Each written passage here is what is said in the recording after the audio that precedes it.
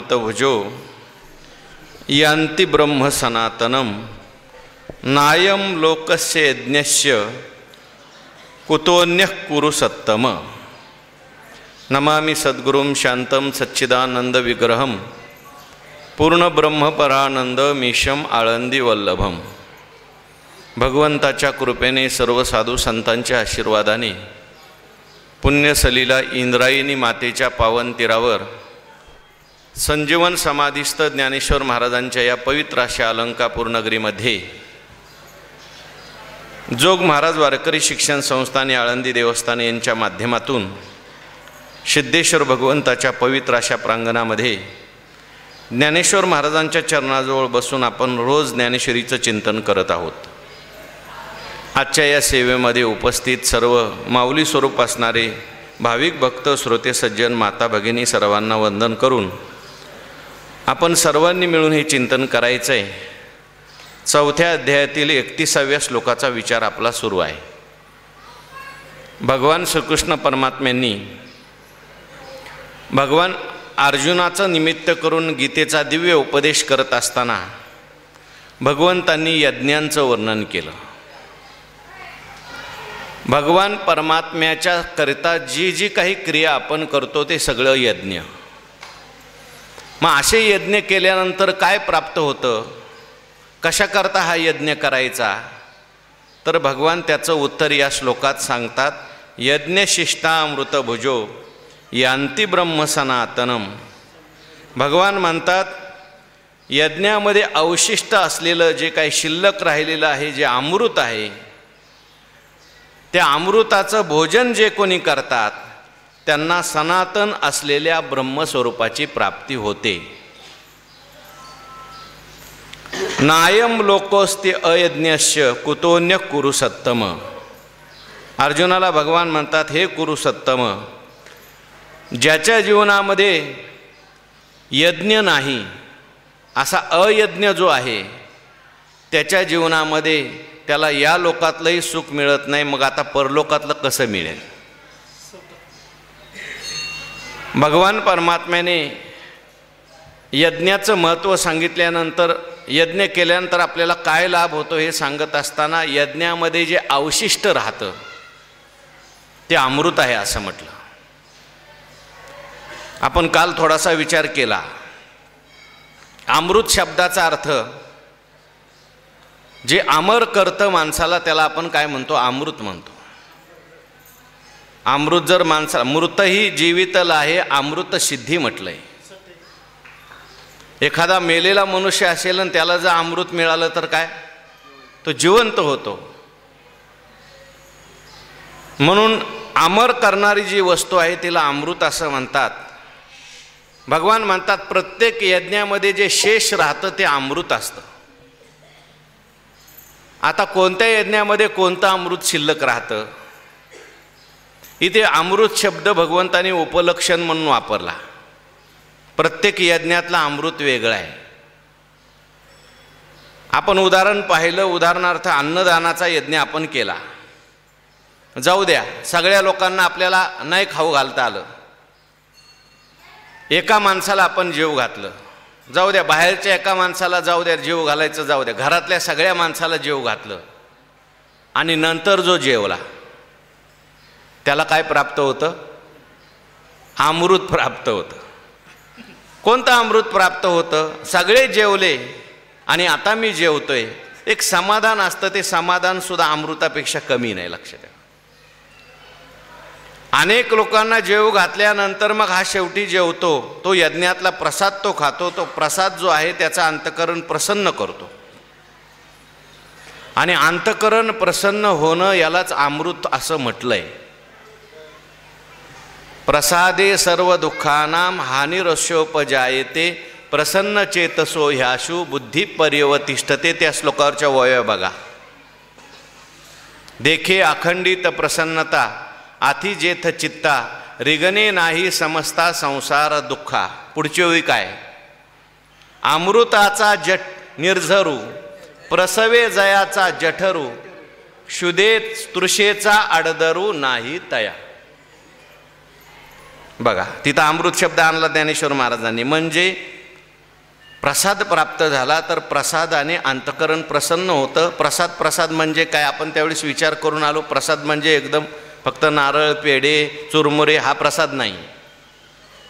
तो आहे प्रसाद, परंतु त्या प्रसादातून आपल्याला दुसरा प्रसाद प्राप्त झाला पाहिजे. देवाचा प्रसाद खाल्ल्यावर मन प्रसन्न होतं, देवाचं दर्शन केल्यावर मन प्रसन्न होतं, देवाचं नामस्मरण केल्यावर मन प्रसन्न होतं. आणि मन प्रसन्न होणं हा सगळ्यात मोठा प्रसाद आहे. कोणतंही कार्य आपण केलं, पारमार्थिक असू द्या, लौकिक असू द्या, आपलं मन प्रसन्न झालं समजायचं आपल्याला अमृत मिळालं. आणि असं वाटायला लागलं उगाच केलं, सगळेच करतायत म्हणून मी केलं. पण काय त्याच्यामध्ये त्रास आहे. यज्ञ केला, पण यज्ञ केल्यानंतर तो म्हणायला लागला काय त्या यज्ञामध्ये त्रास आहे. ते कुंड बनवा, तो घरामध्ये सगळा धूर होतो, पुन्हा ब्राह्मण काकाला बोलवा, दक्षिणा द्या, पुन्हा ब्राह्मण काका नाराज होतात किंवा मी नाराज होतो. असं त्याला जर वाटायला लागलं यज्ञ केल्यानंतर, तर त्याला ते अमृत मिळेल का सांगा. यज्ञाचं अमृत मिळेल का, नाही मिळणार. कोणताही यज्ञ तुम्ही करा, परंतु तो प्रसन्नतेने करा. आणि यज्ञ झाल्यावर तुमचं मन प्रसन्न झालं पाहिजे. मग तुम्ही व्रत करा, तुम्ही तप करा, द्रव्य यज्ञ करा, त्याच्यानंतर तपयज्ञ करा, स्वाध्याय यज्ञ करा, ज्ञान यज्ञ करा. हे सगळे यज्ञ सांगितले, पण या सगळ्या यज्ञामध्ये अमृत मिळालं पाहिजे. द्रव्य यज्ञातलं अमृत कोणतं. मी द्रव्य यज्ञ केला म्हणजे दान धर्म केला, त्याच्यात सुद्धा मला अमृत मिळालं पाहिजे. कोणतं अमृत आहे. मी दान केल्यामुळे आता माझ्याकडे जे शिल्लक राहिलेलं आहे हे सगळं द्रव्य जे आहे आता शुद्ध झालं, आणि ते द्रव्य अमृत आहे, ते मला आता परमार्थाकडे घेऊन जाईल. जर मी द्रव्य यज्ञ केलाच नाही, नुसता जमवत राहिलो, कोणाला दिलंच नाही, घरच्यांनाही खाऊ दिलं नाही, मी खाल्लं नाही, नुसतं ठेवलं. श्रीमद भागवतामध्ये त्या दत्तात्रय महाराजांनी 24 गुरु केले, त्याच्यातलं मधमाशीला गुरु केलंय. मधमाशी काय करते, फुलावर जाते, मध गोळा करते, आणून ठेवते, जाते आणून ठेवते, जाते आणून ठेवते. बरं ती दुसऱ्याला खाऊ देते का, चावते लगेच. त्या ठिकाणी सगळं मध साठतं. आणि मध साठल्यानंतर मग काय होतं, कोणीतरी मध काढणारा एक दिवशी येतो. बरं आल्यानंतर तो काढण्याची पद्धत कशी असते त्याची, तो काय करतो, मध काढायचं असेल तर ते सगळं जाळून टाकतो.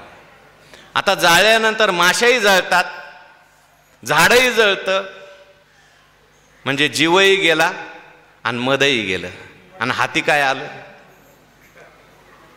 म्हणून दत्तात्रय महाराज म्हणतात त्या मधमाशीला मी गुरु केलं. माणसाने अशा प्रकारे संचय करत बसू नये. करावा, आपल्याला लागेल तेवढा संचय असला पाहिजे, पण त्यातला थोडासा दिला पाहिजे. दिल्यानंतर जे आपल्याकडे शिल्लक राहतं ते सगळं अमृत होतं, ते आपल्या परमार्थाच्या उपयोगाला येतं, आपल्याला ते देवाकडे घेऊन जातं. हा द्रव्य यज्ञातलं अमृत. आता पुढचा तपयज्ञ आहे. तपयज्ञ आपण पाहिला. तपयज्ञ म्हणजे तप करणं. प्रत्येकाने यज्ञ केला पाहिजे, काहीतरी तप केलं पाहिजे. तपाच्या व्याख्या आपण पाहिल्या, तप कशाला म्हणतात. पण तपातलं अमृत कोणतं. तपाने इंद्रियांची शुद्धी होते, हेच तपातलं अमृत आहे. तपाने चित्ताची शुद्धी होते, हे त्याच्यातलं काय अमृत आहे. आणि चित्तशुद्धी झाली की ते हळूहळू तुम्हाला देवाकडे घेऊन जातं. चित्तशुद्धी झाली की आपोआप त्याला परमात्म्याची भेट घ्यावीशी वाटते. म्हणून तपयज्ञातलं ते अमृत आहे. त्याच्यानंतर कुठला यज्ञ सांगितला, योग यज्ञ. योग यज्ञातलं अमृत कोणतं. योगस्तु चित्तवृत्ती निरोधा, चित्त स्थिर होणं, हे योग यज्ञातलं अमृत आहे. त्याच्यानंतर स्वाध्याय यज्ञ आहे. आपण नामस्मरण करतो, वेदाध्ययन करतो, पुराणाचं अध्ययन करतो, गीतेचं अध्ययन करतो, ज्ञानेश्वरीचं अध्ययन करतो. हा कोणता यज्ञ आहे, स्वाध्याय यज्ञ आहे. मग याच्यात अमृत कोणतं आहे. अहो याच्यात सगळं अमृत मिळतं आपल्याला. भक्तीचं अमृत मिळतं, वैराग्याचं अमृत मिळतं, ज्ञानाचं अमृत मिळतं. संतांचे वचन वारी जन्म दुःख एवढं सामर्थ्य त्या अक्षरामध्ये आहे. नाही आम्हाला त्या ठिकाणी गीता वाचता येत, पुराण वाचता येत, आम्हाला नामस्मरण करा. नामस्मरण सुद्धा अमृत आहे. अमृत आहुनी गोड, मग हे सुद्धा अमृत आहे, ते आपल्याला देवाकडे घेऊन जाणार आहे. आणि मग ज्ञान यज्ञातला अमृत कोणतं आहे? साक्षात परमात्मा स्वरूप शिल्लक राहतं. ज्ञान हेच अमृत सांगितलंय. ज्ञानामृतेन तृप्तश्च कृतकृत्यश्च योगिनः नैवास्ति किंचित कर्तव्यम अस्ति चेत न सतत्ववित. हे स्वर्गातलं जे अमृत आहे ते थोड्या काळापुरतं माणसाला अमर करतं. आपण कथा पाहून आलो त्या भागवतामध्ये, जेव्हा शुकाचार्याला परीक्षितीला शुकाचार्य भागवत सांगायला बसले, त्यावेळी स्वर्गातले देव आले अमृत घेऊन. शुकाचार्यांनी पाहिलं, प्रवचन चालू होणार होतं, येऊन सगळे बसले होते आणि स्वर्गातले देव आले. प्रवचनात अगोदर लोक बसलेले असले आणि नंतर कोण आलं तर सगळ्यांचं लक्ष काय होतं? विचलित होतं. म्हणून नवीन येणाऱ्या माणसांनी लक्ष ठेवलं पाहिजे. आपल्यामुळं कोणाचं लक्ष तर विचलित होणार नाही ना. नाही तर आपण आलो पुण्य करायला, पण कथेत विक्षेप केल्याचं पाप आपल्या डोक्यावर. आता ते स्वर्गातले देव आल्याबरोबर शुकाचार्यांचं लक्ष देवाकडे होतं, परीक्षितीकडे. परीक्षितीचं लक्ष ते देवाकडे. परीक्षिती कोणाकडे पाहतोय हे पाहिल्यानंतर शुकाचार्यांचं लक्ष देवाकडे गेलं. पाहिलं तर देवांच्या हातामध्ये कलश होता. नमस्कार केला देवांनी. शुकम नत्वा वदन सर्वे स्वकार्य कुशला सुराहा. स्वतःच्या कार्यामध्ये असे लोक कुशल असतात. शुकाचार्यांनी विचारलं, काय झालं? कथा ऐकायला तुम्ही आले का? भागवत ऐकायला आले का? नाही नाही म्हटले, ऐकायला चालू आहे आम्ही, पण हे अमृत कशाला आणलं? म्हटले, हे अमृत जे आहे ना, हे तुम्ही परीक्षिती राजाला द्या. आणि तुमच्या मुखातलं जे कथारूपी अमृत आहे, याच्यात ज्ञानरूपी अमृत आहे, ते तुम्ही आम्हाला द्या. म्हणजे चांगलं आम्हाला द्या, आणि हे वरी आम्ही स्वर्गातलं आणलं हे याला द्या. स्वकार्य कुशलासुरा. आपलं कार्य कसं साधून घ्यायचं देवांना कळतं. तेव्हा शुकाचार्यांनी परीक्षितीला विचारलं, बाबा तुला कोणतं अमृत पाहिजे? तो म्हणायला लागला, हे स्वर्गातलं नको, तुमच्या मुखातलं अमृत पाहिजे. का बाबा तुला स्वर्गातलं अमृत का नको? म्हटलं, अमर अमृत पान करीती शेखी तेही मरोनी जाती, जे कथामृत पान करीती ते नागविती कळी काळा. हे स्वर्गातले देव अमृतपान करतात, पण शेवटी ते मरतात. काही दिवस थांबतात स्वर्गामध्ये, पण परत जे काळकुटाचे सहोदर मृत्यू भेने प्याले अमर, ते देहाचे पुरंदर 14 जाती, 14 इंद्र बदलतात एका कल्पामध्ये. मग असला अमृत मग आम्हाला नको. आम्हाला असं अमृत पाहिजे की हे ऐकल्याबरोबर आम्ही कायमचे अमर झालो पाहिजे, कायमचे मुक्त झालो पाहिजे. आणि हे अमृत जर कोणतं असेल तर ज्ञान अमृत आहे. म्हणून हे अमृत कुठे मिळतं? आपण यज्ञ जीवनामध्ये केला, कोणताही यज्ञ तुम्ही करा, मन प्रसन्न होतं, चित्तशुद्धी होते, चित्तशुद्धीने ज्ञान प्राप्त होतं, आणि ज्ञानाने ते अमृत प्राप्त होतं. त्या अमृताने काय होतं? यज्ञशिष्टा अमृत भुजो यांती ब्रह्म सनातनम. भगवान म्हणतात, त्या अमृताच्या योगाने मनुष्याला सनातन असलेल्या ब्रह्माची प्राप्ती होते.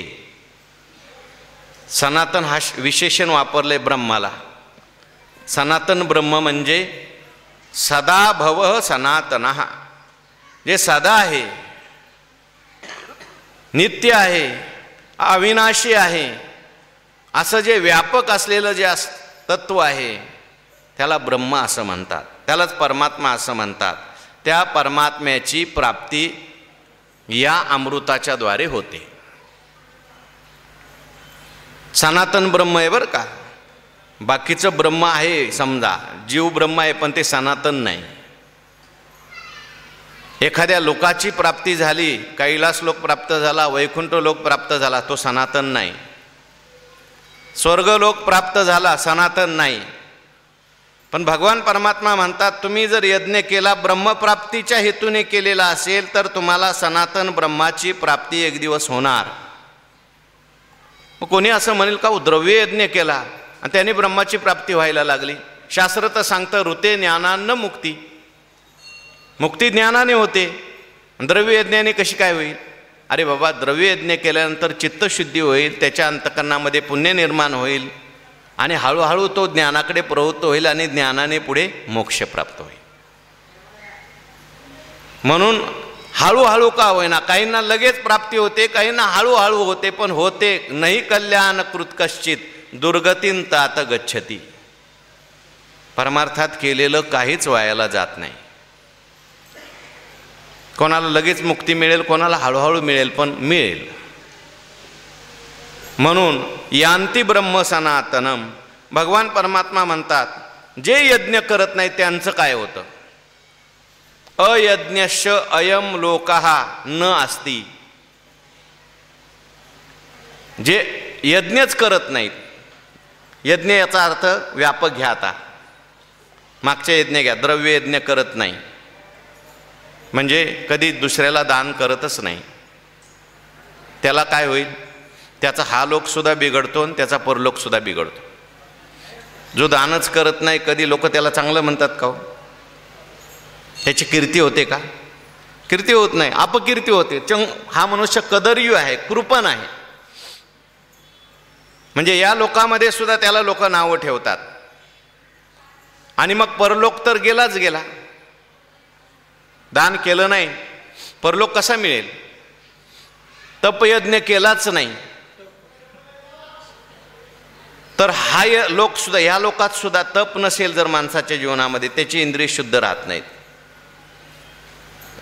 तप जर जीवनामध्ये नसेल, तुकोबराय म्हणतात, बाबा का तू तप करत नाही? 15 दिवस एक एकादशी, कार्य न करीशी व्रतसार, काय तुझा जीव जातो एका दिशे, फराळाचे मिशे धनी घेशी. शेवटी काय म्हटलं? शेवटी काय म्हटलं? शेवटचं चरण काय? तुका म्हणे कारे सुकुमार झालाशी. बाबा का सुकुमार झाला? एवढा तो सुकुमार झाला का? मरतोस काय तू? हरिहराशी नाही बोटभर वाती.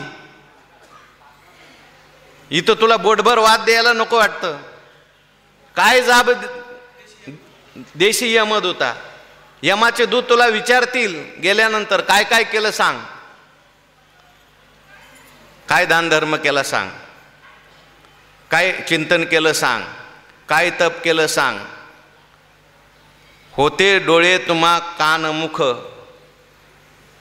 हे सगळं असताना सुद्धा नाही ऐकिले गाईले गीत, धरली लाज सांडिले हित, नावडे पुराण बैसले संत, केली बहुत परनिंदा.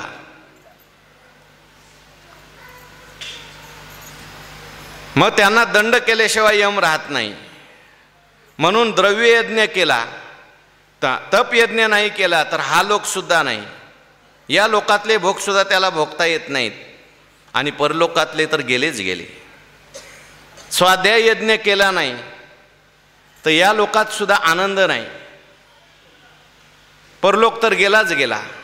या लोकात आनंद, स्वाध्याय जर मनुष्य करत असेल तर या लोकात त्याला आनंद आहे.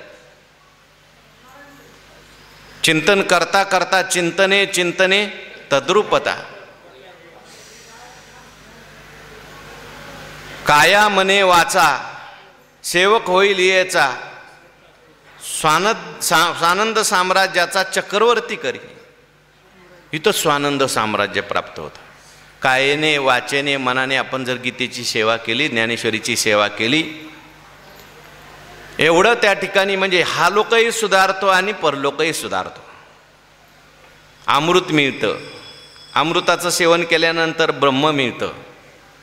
पण जर यज्ञच मनुष्य करणार नसेल तर नायम लोकोस्ति यज्ञस्य कुतोन्य कुरु सत्तम, त्याला दुसरा लोक कसा काय मिळेल? म्हणून आपण यज्ञ केला पाहिजे. यज्ञात अमृत आपल्याला प्राप्त होईल आणि अमृताच्या द्वारे त्या ठिकाणी आपल्याला ब्रह्मस्वरूपाची प्राप्ती होईल. कसं ते ब्रह्मस्वरूप आहे, कशी ब्रह्मस्वरूपाची प्राप्ती होते? ज्ञानोबराय लिहितात बघा. आता ओव्या या श्लोकावरच्या 152. ऐसे अनादि सिद्ध चोखट जे ज्ञान यज्ञावशिष्ट, ओव्या बघा, ओव्या ज्ञानेश्वरीत, ते सेविती ब्रह्मनिष्ठ ब्रह्माह मंत्रे. ऐसे अनादि सिद्ध चोखट. ज्ञानोबाराय म्हणतात ऐसे म्हणजे कैसे. आता ऐसेसाठी मागची ओवी बघा जरा. विचार जेथ न रिगे, हेतू जेथ नेघे, जे द्वैत दोष संगे सिंपेची ना. ऐसे जिथं विचार शिरत नाही, विचार केल्याशिवाय त्याची प्राप्ती नाही, विचारात वाचून होत नाही, पण विचाराने होत नाही, विचार तिथपर्यंत पोहोचत नाही. तुका म्हणे मग नये, तिथं वृत्ती राहत नाही. वृत्तीचा तो प्रकाशक आहे, विचारांचा तो प्रकाशक आहे, हे विचारानेच कळतं. म्हणून विचार जेथ न रिगे, हेतू जेथ नेघे. हेतू म्हणजे अनुमान, तर्क चालत नाही. जे द्वैत दोष संगे सिंपेचना, कुठलंही द्वैत त्या ठिकाणी नाही. निरंजनी आम्ही बांधिले घर, निराकार निरंतर राहिलोसे. असं ते आहे, निरंजनी घर आहे ते. म्हणजे कुठल्याही प्रकारचं अंजन नाही, दोष नाही, काळीमा नाही, अज्ञान नाही, द्वैत नाही. असं जे परमात्म स्वरूप आहे, त्या परमात्म स्वरूपाचं वर्णन करतात ऐसे अनादि सिद्ध चोखट.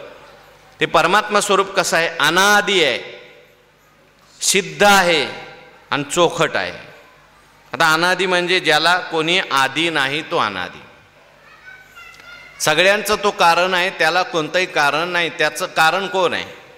परमात्म्याचं कारण मानायचं म्हटलं दुसरा परमात्मा मानावा लागेल. त्याचं कारण काय? मग पहिला माना, पहिल्याचा दुसरा, दुसऱ्याचा आत्माश्रय दोष येतो, अन्योन्याश्रय दोष येतो. मग तिसरा माना, चक्रिका पत्ती दोष येतो.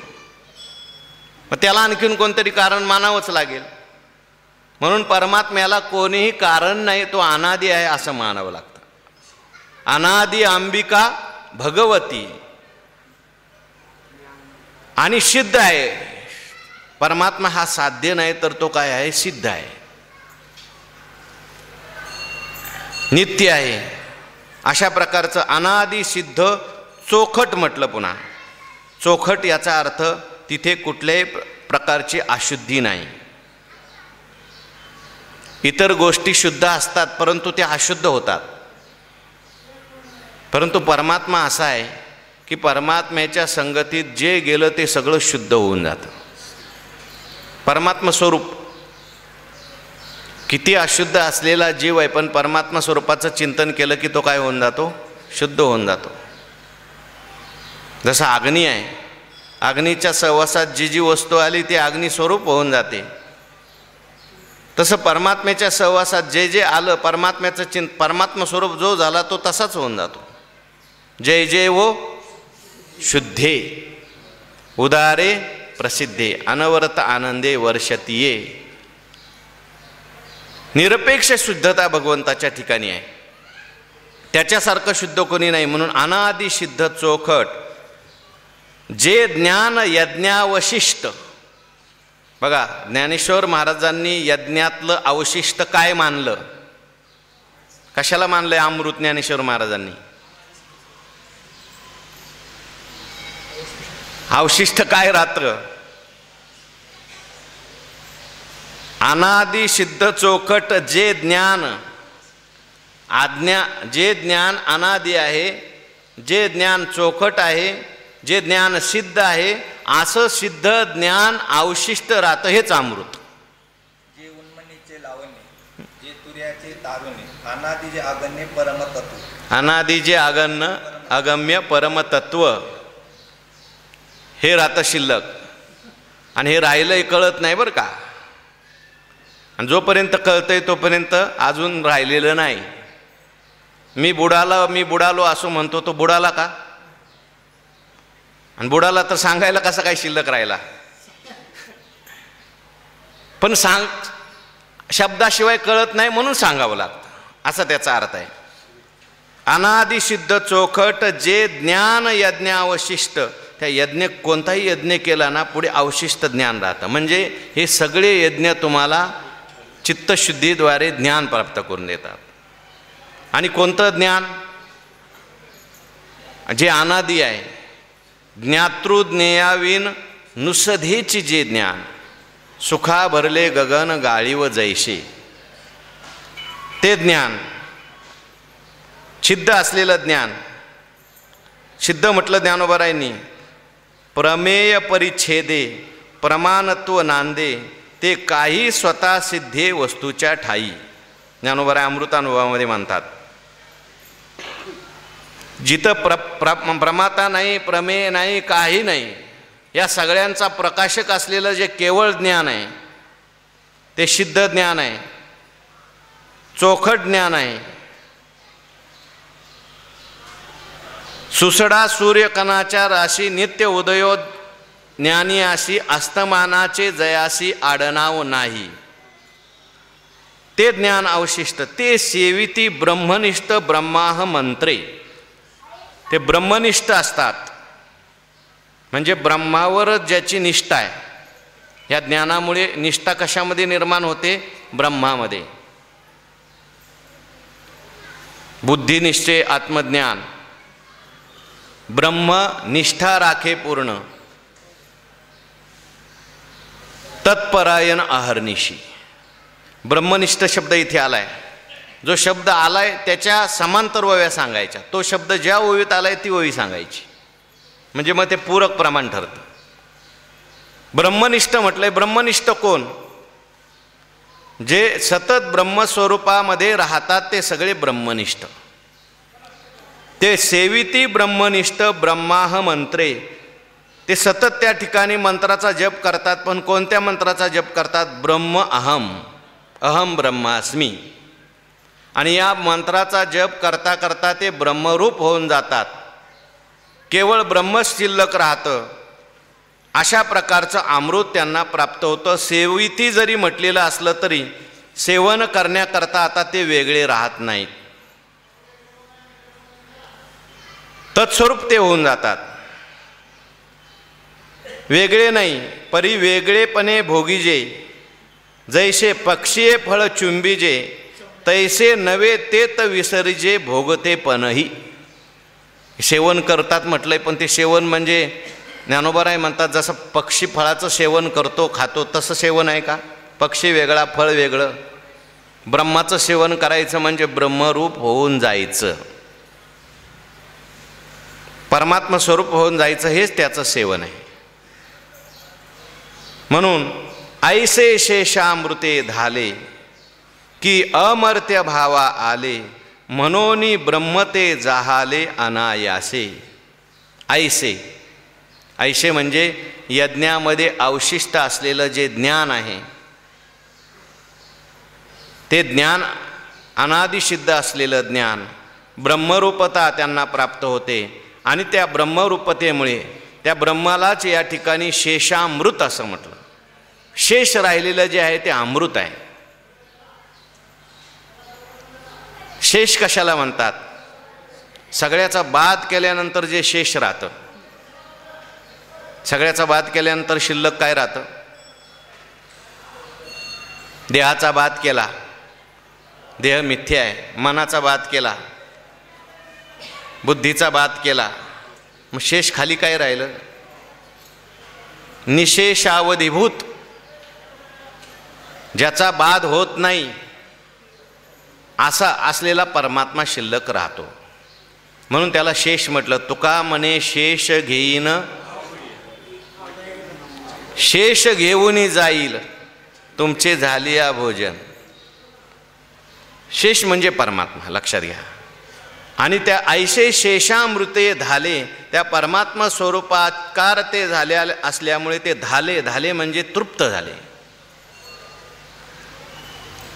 बाकीचं काही जरी सेवन केलं तरी तृप्त नाही, तेवढ्यापुरती तृप्ती आहे. काही खाल्लं चांगलं तरी सुद्धा आज तृप्ती वाटते, पण उद्या परत ते खावंसं वाटतं.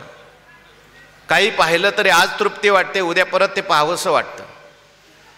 पण परमात्मा स्वरूपाची प्राप्ती झाल्यानंतर तो धाला. देव तिळी आला, गोडे गोड जीव धाला. धाला म्हणजे तृप्त झाला. तो तृप्त होतो, कृतकृत्य होतो. कृतम कृत्यम प्रापनीयम प्राप्तम प्राप्तमित्येव तृप्यति म्हटलं पंचदशीकारांनी. त्याला आता यम लब्ध्वा चापरम लाभम मन्यते नाधिकम ततः यस्मिन् स्थितो न दुःखेन गुरुणापि विचाल्यते. यमहीन यथयन्ते पुरुषं पुरुषर्षभ समदुःख सुखम दे सोमृतत्वाय कल्पते. धाला शब्द आलाय. धाला म्हणजे तृप्त होतो. ऐशे शेषामृते धाले की अमर्त्य भावा आले.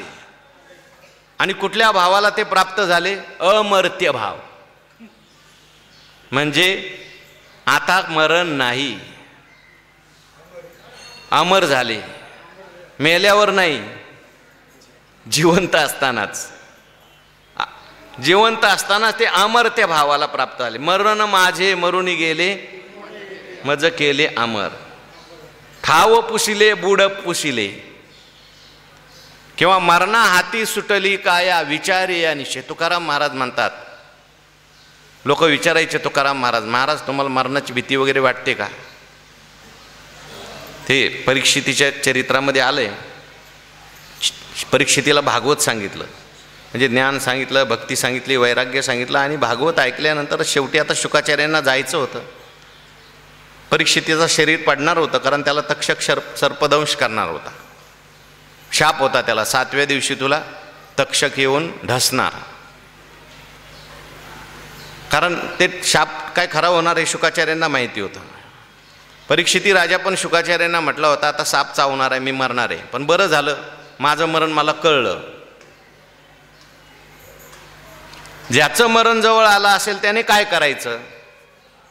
परीक्षितीने तुमच्या आमच्या सगळ्यांच्या करता विचारलं, कारण सगळ्यांना मरण येणार आहे. काय केलं पाहिजे, काय नाही केलं पाहिजे, आम्हाला सांगा म्हणे. परीक्षितीने विचारलं. शुकाचार्याने सांगितलं, काय घाबरू नकोस, 7 दिवस म्हणजे भरपूर वेळ आहे. अरे खटवांग नावाचा राजा होऊन गेला, त्याने 1 तासातच मुक्ती प्राप्त करून घेतली. 1 तास उरला, खटवांग रायाशी भाग्यदशा कैशी प्राप्त झाली. 1 तासामध्ये खटवांग राजाने. तुला तर 7 दिवस आहेत, घाबरू नकोस. सगळ्यात पहिली गोष्ट माणसाने धीर सोडू नये, घाबरून जाऊ नये. म्हटले, हे बघ तुझं मरण चुकणं, शरीराचं मरण मी चुकू शकत नाही, पण तुझ्या मरणाची भीती मी चुकवेल. मरण जे आहे ते प्रारब्धानुसार कसं येणार, काय येणार ठरलेलं असतं. ते चुकू शकेल न चुकेल सांगता येत नाही. अति उपासना केली तर तेही चुकतं, पण साधू संत ते मरण चुकवण्याचा प्रयत्न करत नाहीत, कारण ते खरं मरणच नाही. स्थूल शरीरापासून सूक्ष्म शरीराचा वियोग होणं म्हणजे खरं मरण आहे का? खरं मरण नाही आहे ते, कारण परत जन्म आहे. मग खरं मरण कोणतं आहे? अज्ञानाची निवृत्ती होणं या देहामध्ये.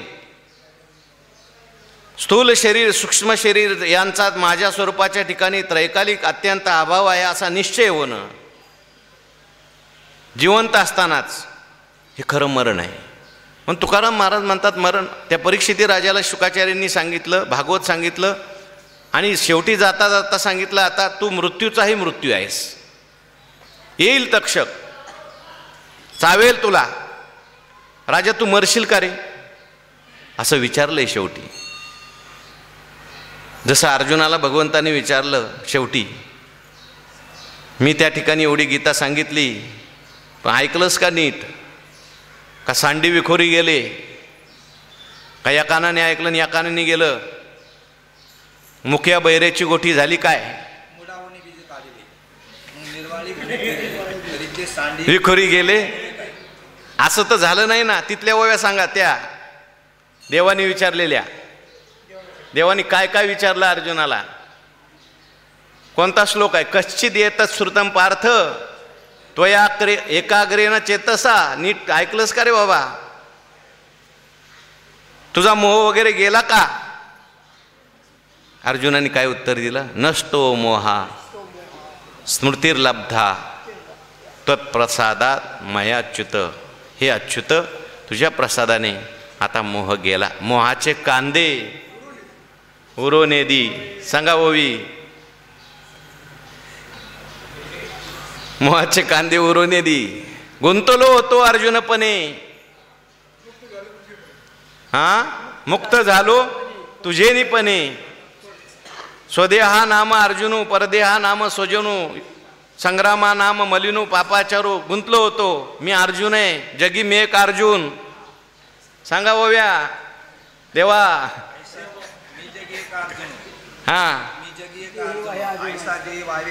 अभिमानू वा. आणि मोहाचे कांदे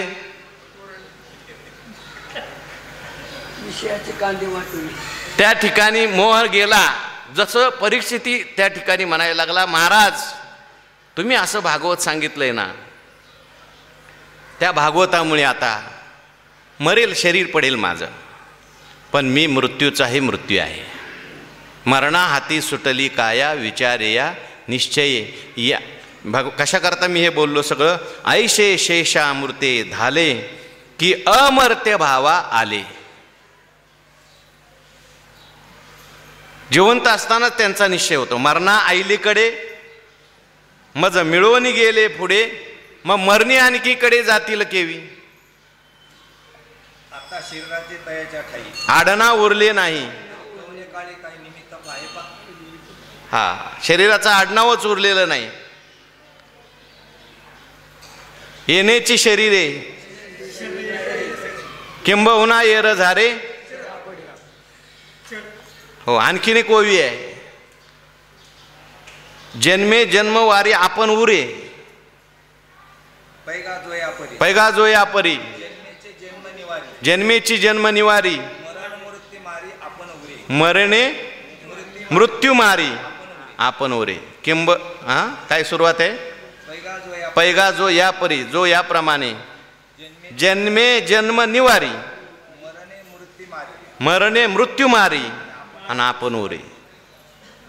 या जन्माला येऊन त्यांनी काय केले? पुढचे जन्म संपून टाकले, मरण संपून टाकलं. नामरूपाशी समर्पिले. म्हणून ऐशे शेषामृते झाले की अमर्त्य भाव आले. म्हणून ब्रह्म ते जाहले अनायासे. म्हणून ते आता कोण झाले?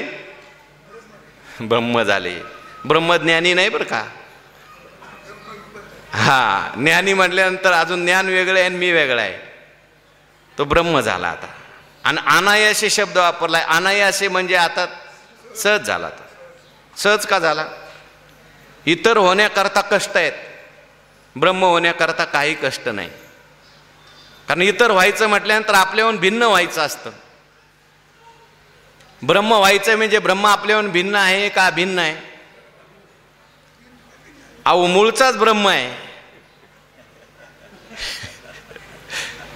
पण कल्पनेने त्याने वेगळं मानलंय. ती कल्पना फक्त टाकायची, टाकला का ब्रह्मच आहे. दुसरं काय व्हायचं म्हटल्यानंतर त्याला मग ते दुसरं होण्याकरता प्रयत्न करावे लागतात. आपण मागे चिंतन करून आलोय. बाकीच्या वस्तू प्राप्त करायच्या म्हटलं, त्या वस्तूचं ज्ञान केल्यावर प्रयत्न करावा लागतो की नाही? मला गाडी घ्यायची म्हटल्यावर नुसतं गाडीचं ज्ञान झालं की गाडी मिळेल का? मला घर बांधायचं, घराचं ज्ञान झालं की घर होईल का? मिळेल का?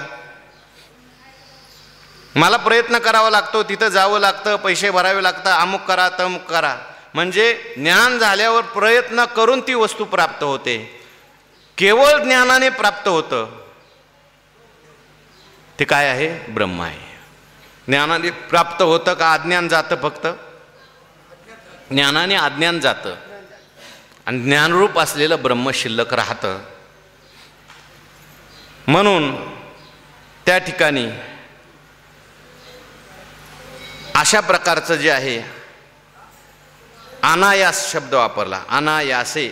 एरवी होय ते तेचे आहे, परी काय की जे बुद्धी तैशी नोहे. तुका म्हणे कैची कीव कोठे जीव निराळा. एवं वस्तूशी जानो जाता, जाणनेची वस्तू तत्वता.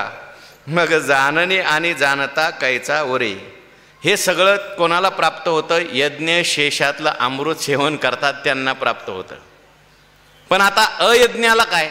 जो यज्ञच करत नाही त्यांची काय वाट? अर्ध्या श्लोकात सांगितले ना ते. अयज्ञ जे आहेत, ज्यांच्या जीवनात यज्ञ नाही त्यांना हा लोकही मिळत नाही, परलोकही मिळत नाही. त्याचं काय लिहिलंय ज्ञानोबारांनी ते ऐका आता. 154 वही बघा, ज्ञानेश्वरीत बघत जा म्हणजे आनंद येईल. एरा विरक्ती माळ न घालीची, जया संयमाग्नीची सेवा न घडेची, जे योग यागू न करतीची जन्मले साते. जे जन्मले साते, जन्माला येऊन योग यागू न करतीची, यज्ञ करतच नाही. आणि मग काय होतं?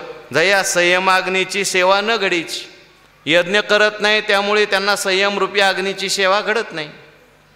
आणि संयमरूपी अग्नीची सेवा घडत नाही त्यामुळे त्यांना विरक्ती माळ घालत नाही. जसं लग्नामध्ये यज्ञ करतात आणि यज्ञ केल्यानंतर मग ती पत्नी जी असते, वधू जी असते, ती वराला काय घालते? माळ घालते. तसं हा सुद्धा यज्ञ आहे, ज्ञान यज्ञ. तर हा ज्ञान यज्ञ ज्याला ज्ञान प्राप्त करून घ्यायचं आहे त्याला पहिल्यांदा याज्ञिक व्हावं लागेल. काहीतरी यज्ञ करावा लागेल, द्रव्य यज्ञ करावा लागेल, तप यज्ञ करावा लागेल, स्वाध्याय यज्ञ करावा लागेल आणि ज्ञान यज्ञ महत्त्वाचा करावा लागेल.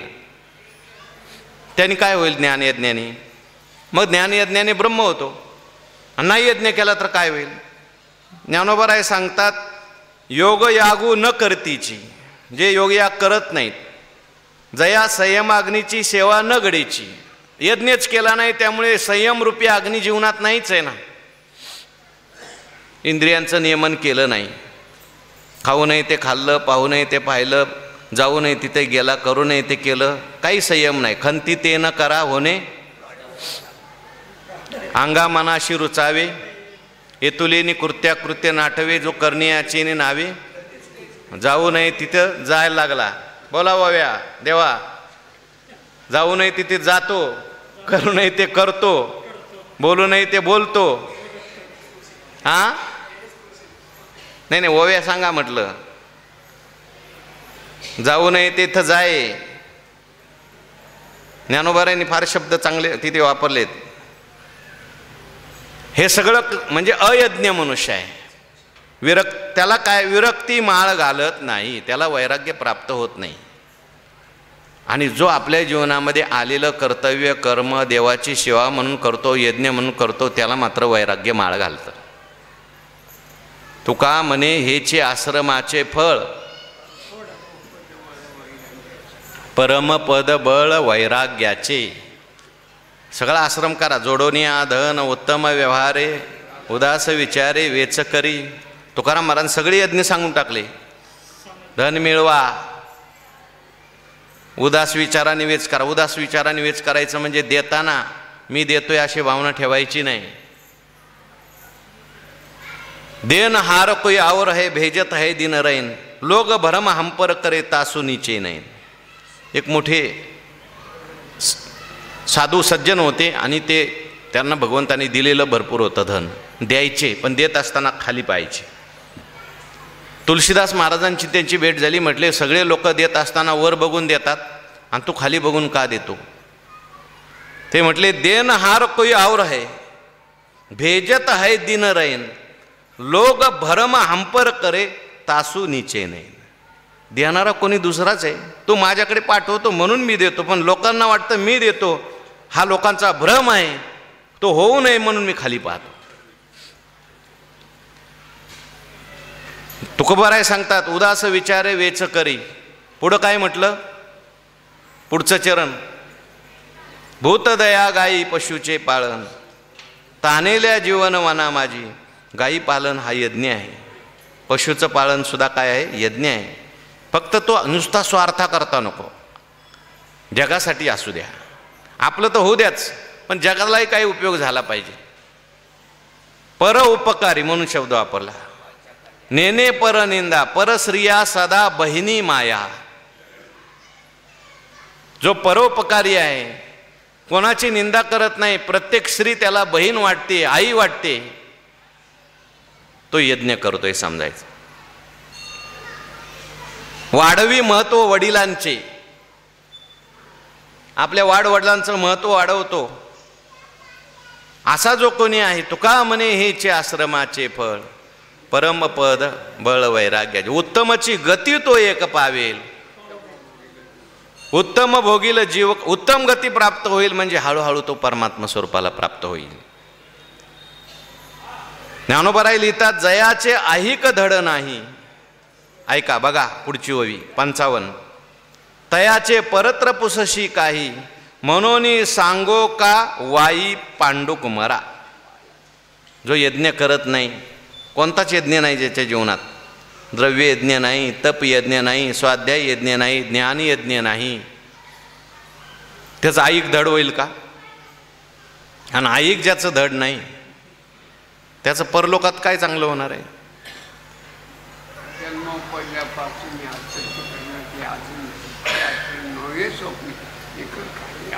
हा, इथलं व्यवस्थित म्हणजे इथे तो जर धर्म करत नाही, इथं जर यज्ञ करत नाही, तर परलोकात त्याला काय सुख मिळेल का? ऐहिक धड नाही, त्याचे परत्र पुशीशी काय. धर्म असा आहे, यज्ञ असा आहे, तो पहिला आपला ऐहिक पण चांगलं करतो. द्रव्य यज्ञ केला तर कीर्ती होते, द्रव्य शुद्धी होते. तप यज्ञ केला तर इंद्रिय चांगली होतात, ऐहिकात त्याला सुख भोगता येतं. स्वाध्याय यज्ञ केला, ऐहिकात राहताना सुद्धा किती दुःख आलं तरी तो आनंदात राहतो. ज्ञान यज्ञ केला तर ऐहिकातच इथंच मुक्त होतो. पण जो हे करतच नाही, वारा शिव त्या ठिकाणी लागू देत नाही. वैराग्याची शिव न देखती, ते मूर्ख केवी पाविती मजेश्वरात. विवेकाची भाषा नेनती, वैराग्याची शिव न देखती, ते मूर्ख केवी पाविती. विवेक नाही, वैराग्य नाही, मग त्यांना कसा काय माझी प्राप्ती होईल? म्हणून जयाचे ऐहिक धड नाही, त्याचं परत्र काय? ते मागे आपण गोष्ट सांगितली होती, परत सांगतो. दान करते नाही वित, नेने पूजो ब्राह्मण हातीत, नाही भूत गया पोटा. काहीच नाही केलं, नाही केला करविला परोपकार, नाही दया आली पीडिता पर, करू नाही तो केला व्यापार, वाहिला भार कुटुंबाचा. काहीच केलं नाही. मागे मी गोष्ट सांगितली, ती गोष्ट सांगतो. एका गावामध्ये एक व्यक्ती मरण पावली. मरण पावल्यानंतर अंत्यसंस्काराला जातात लोक.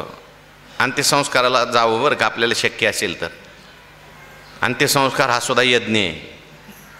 तुम्ही म्हणाल काय तिथं मिळतं आपल्याला? अहो, तिथे गेल्यानंतर वैराग्य जागृत होऊ शकतं. आपल्याला तेवढ्यापुरतं तरी वाटतं ना, माणसाचा जन्म म्हणजे काय खरं नाही. स्मशान का होईना पण वैराग्य निर्माण होतं ना. गावातले लोक जायला लागले. एक घरामध्ये आजी होत्या, त्या म्हटल्या सुनबाईला, म्हटल्या आता वरच्या आळीचे भाऊसाहेब वारले, मी चालले अंत्ययात्रेला, तू घरी थांब. पण तेवढ्यामध्ये एक पाहुणा घरी आला, आजीच्या ओळखीचा. मग आजी परत घरात आल्या. म्हटले आता तुम्ही आले एवढ्या लांबून, मी चालले होते बाहेर अंत्यसंस्काराला, पण आता मला नाही जाता येणार. घरात आली, सुनबाईला बोलवून म्हटले इकडे, ते तू जा म्हणे माझ्या ऐवजी, मी पाहुणचार करते, पाहुण्यांशी गप्पा मारते. ती सुनबाई म्हटली काय हरकत नाही आजी. आत्याबाई मी जाते. निघाली सुनबाई. जात असताना त्या आजीने परत बोलवलं, म्हणजे इकडे. म्हणजे काय? अगं ते भाऊसाहेबांच्या अंत्यसंस्काराला तू चालली खरी, पण भाऊसाहेब स्वर्गाला गेले का नरकाला गेले बघून ये बरं का. काय काळजी करू नका आत्याबाई, आल्यावर सांगते. आता ती सुनबाई गेली. इकडं ते पाहुणे जे आले होते त्यांना चहा दिला आजीने. ते चहा पिता पिता त्याच्या डोक्यात चक्कर फिरायला लागली. तो म्हणला मी एवढे ग्रंथ ऐकले, ग्रंथ वाचले, एवढी कीर्तनं केली, पण माणूस मेल्यावर नेमका स्वर्गाला गेला का नरकाला गेला हे अजून कसं ओळखायचं, मला तर कळलंच नाही म्हटलं. आणि आजीने खुशाल सांगितलं सुनेला, आणि त्या सुनेने खुशाला आत्मविश्वासाने सांगितलं, आल्यावर सांगते. पण आजीला विचारायला काय हरकत नाही. म्हटलं आपल्याला जे माहिती नाही ते माणसाने दुसऱ्याला मन मोकळेपणाने विचार. आपलं अभिमान ज्ञानाचा ठेवू नये. सगळ्यालाच सगळं माहिती असतं असं नाही. ज्या गोष्टी कदाचित मला माहिती नाहीत ते एखाद्या आजीला माहिती असू शकतात. कोण जाणे कोणा घडे उपासना. माणसाने दुसऱ्याला सामान्य समजू नये. हो, मी परवा दर्शन करता करता आजीला विचारलं, आजी विषय कळतो का हो तुम्हाला ज्ञानेश्वरीचा? जड होत नाही ना? आजी म्हटल्या एकदम सोपं आहे, माझा विचारसागर झाला आहे. आणि ज्ञानेश्वरीची किती पारायणे केली त्याची गणतीच नाही. कोणालाही मनुष्याने सामान्य समजू नये. कोणाचा अधिकार काय असेल? इथे बसलेली माणसं म्हणजे काय सामान्य आहेत का? दिवसभर माऊलीच्या मंदिरात बसतात, ज्ञानेश्वरीचं पारायण करतात, अखंड ज्ञानोबरायांचा ज्यांना सहवास प्राप्त होतो, काय पुण्य कमी असेल का? म्हणून त्या ठिकाणी आजीला त्याने नमस्कार केला. म्हटलं आजी मला सांगा. आजी म्हटली अहो सोपं आहे एकदम. म्हटले कसं काय सोपं आहे?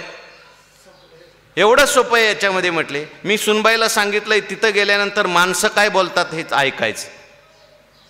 माणसं जर म्हणत असतील भाऊसाहेब खूप चांगले होते, एवढ्या लवकर देवाने त्यांना न्यायला नव्हतं पाहिजे, फार वाईट झालं, असं जर लोक बोलत असतील तर भाऊसाहेब कुठं गेले?